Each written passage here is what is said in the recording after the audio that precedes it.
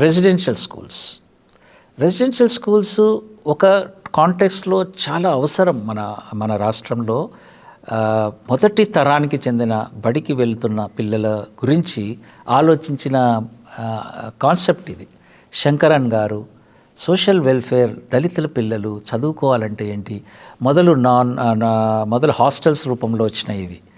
ఆ పిల్లల్ని ఆ పరిసరాల నుంచి, ఆ నిరక్షరాస్యత వాతావరణ పరిసరాల నుంచి బడి వాతావరణం తీసుకురావడానికి, బడికి వెళ్ళాలి, హాస్టల్లో ఉండాలనే దగ్గర నుంచి వచ్చి, లేదు ఇంకొక అడుగు ముందుకేసి ఇంకా ఒక రెసిడెన్షియల్గా మనం ఇంకా ఇన్వెస్ట్ చేయాలని చెప్పి వచ్చిన పాఠశాలలు ఇవి. చాలామంది మార్జినలైజ్డ్ కమ్యూనిటీస్ నుంచి వచ్చిన చాలా లీడర్లు కానీ, బ్యూరోక్రాట్స్ కానీ ఆ స్కూల్స్ నుంచి వచ్చిన వాళ్ళే. వాటిని చాలా మనము గౌరవించాల్సిన అవసరం ఉంది.